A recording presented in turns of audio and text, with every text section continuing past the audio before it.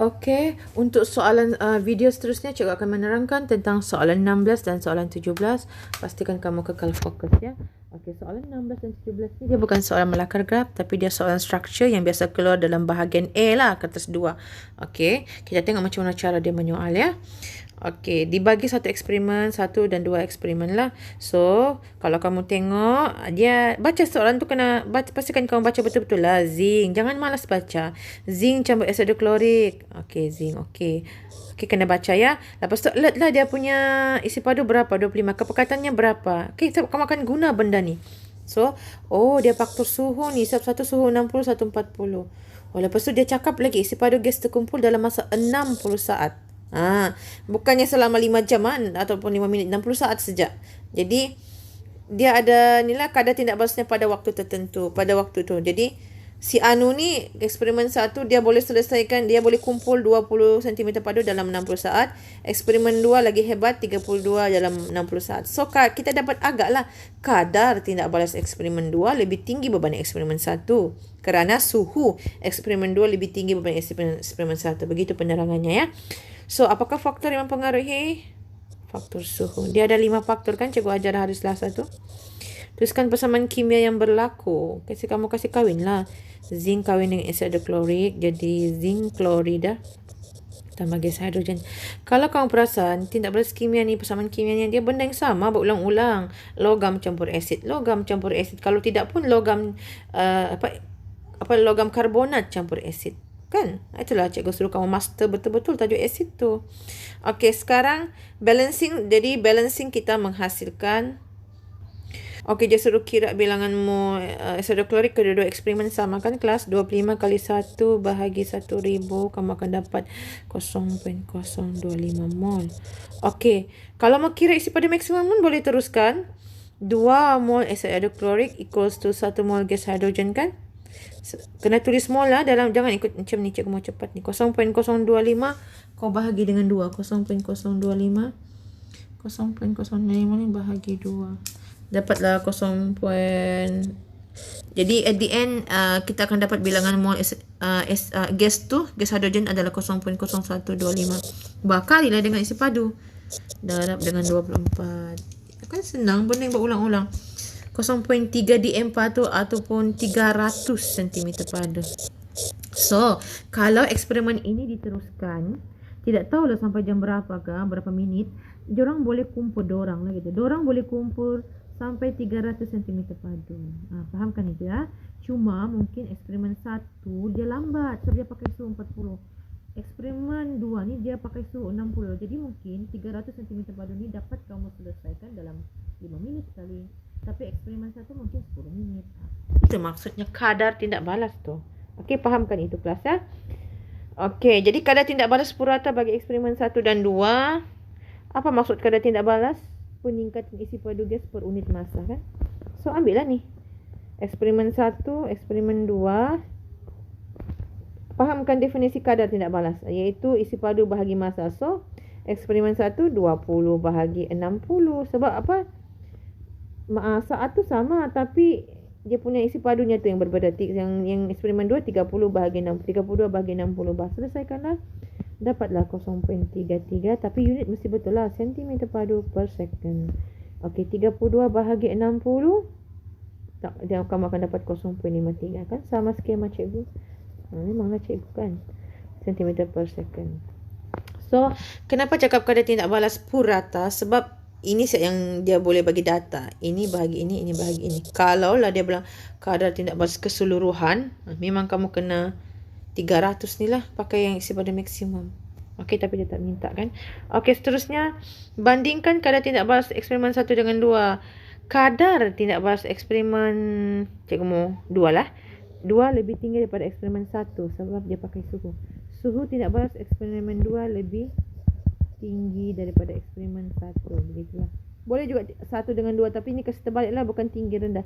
Bila suhu tinggi, tenaga kinetik pun lebih tinggi. Itu satu faktornya. Bila suhu tinggi, tenaga kinetik tinggi, maka zarah bergerak lebih laju. Kalau sudah kena api panas, semua orang tak boleh duduk diam kan. Okey, kita teruskan soalan 17. Okey, soalan 17 ni ada beberapa faktor yang mempengaruhi. Kalau kamu perasan, tapi dia tidak tanya pun apakah faktor yang mempengaruhi. Sebab eksperimen 1 dia guna pita, eksperimen 2 dia guna serbuk. Jadi of course lah ni jatuh kepada saiz bahan. Okey, saiz bahan. Okey kelas. Tapi dia tidak tanyakan dalam soalan ni, tak apa. Mana tahulah dalam akan datang. Okey, jadi gara-gara dia pakai serbuk, kamu fahamkan dulu ni. Gara-gara dia pakai serbuk, masa yang diambil untuk tindak balas tu untuk magnesium tu larut adalah 60. Kenapa dia serbuk tapi dia lambat? Sepatutnya dia laju lah. Cakap tahu. 1 dengan 2 lah kamu bandingkannya, sebab yang 3 ni dia pakai mangkin kelas. Sudahlah dia ni bila mangkin dia lagi laju rupanya. Okey, kamu tengok pita dengan serbuk. Jadi masanya lebih singkat. Yang pita ni maksudnya dia ketulan besar kan. Jadi dia lambat sikit lah masa yang dia ambil 100 saat. Yang serbuk ni 60, laju sikit. Tapi bila pakai pita, biarpun pakai pita, tapi kalau kita pakai mangkin, dia lagi masanya lagi pendek. Maksudnya ni kadar tindak balas ini, eksperimen ni tinggi ya. Berbanding eksperimen 3 ni kadar tindak balasnya tinggi berbanding 2 dan 1. Itulah cara kita membaca daripada graf, daripada jadual. Okey, teruskan kepada soalan. Tuliskan persamaan ion bagi tindak balas 1. Okey, magnesium kahwin dengan... Okey, kita buat persamaan kimianya dulu ya kelas. Dia begini, magnesium campur asid hidroklorik. Kan balik-balik benda yang sama je, magnesium klorida and gas hydrogen. Lepas tu kasih seimbang lah. Bila persamaan ion ni kelas, kita kasih turun wakil sekejap. Macam magnesium, tiada sudah dia mau ambil. Satu orangnya sekejap kan, jadi dia ambil magnesium. Asid H plus dengan Cl minus. Siapa boleh turun jadi wakil adalah ion hidrogen. Sebab semua asid H plus yang ketua. Okey, jadi klorida diam-diam duduk situ. Okey, magnesium dengan klorida ni, siapa kita mau ambil? Dia kita akan ambil Mg2+.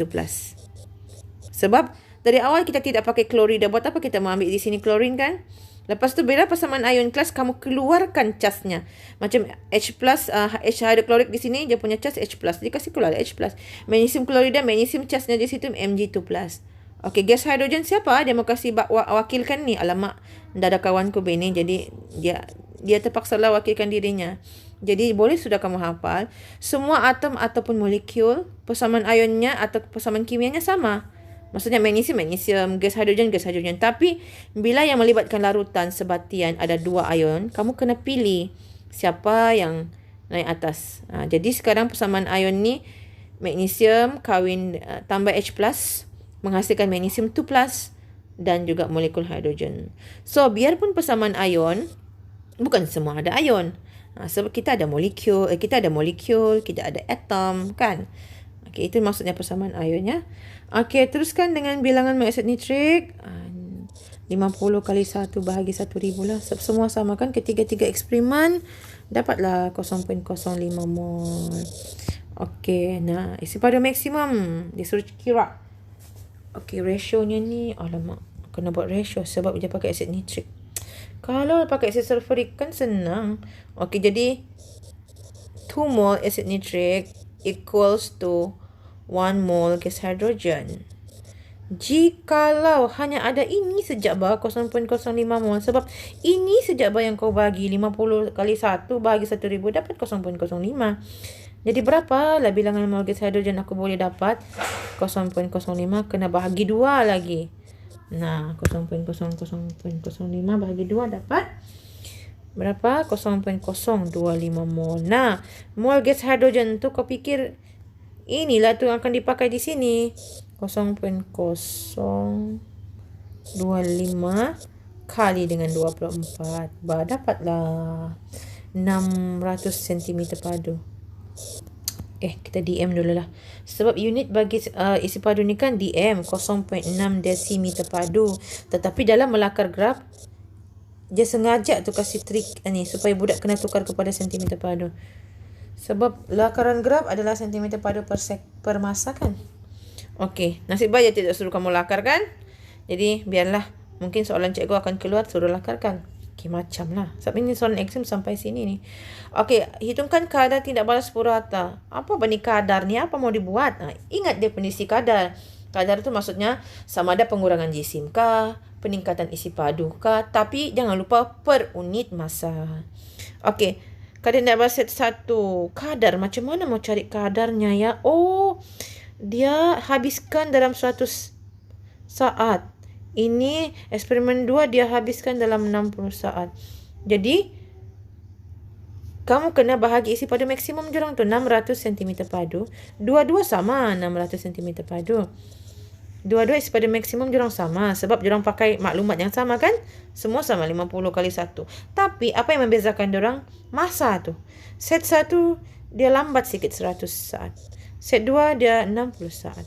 Jadi bila kamu bahagi, kamu akan dapat sini dia punya kadar 6, kadar tidak balasnya dapat menghasilkan 6 cm padu gas per second. Maksudnya dia mampu menghasilkan 6 cm padu per second. Banyak tu kan? Tapi lagi banyak set 2. 600 bagi 60 dapatlah 10 cm padu per second. Nah, jadi siapakah kadar tindak balas yang lebih tinggi? Mungkin cikgu akan tanya begitu dalam exam. Melalui pengiraan anda, siapakah kadar tindak balas eksperimen tinggi?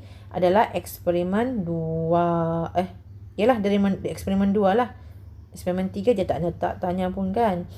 Eksperimen 2 kerana itulah sudah dibuktikan 600 bagi 60 dapat 10 cm. Kerana dia menghasilkan 10 cm padu dalam 1 saat berbanding set 1. Lebih sebantu lagi dengan kerana eksperimen 2 menggunakan serbuk. Bila serbuk apa? Ada yang kita punya latihan nota sebelum ni. Bila serbuk, dia punya jumlah luas permukaan yang terdedah meningkat. Sebab dia lagi banyak, dia punya boleh kena pelanggaran tindak balas kan. Itulah. Okey, selamat memahami tajuk ini.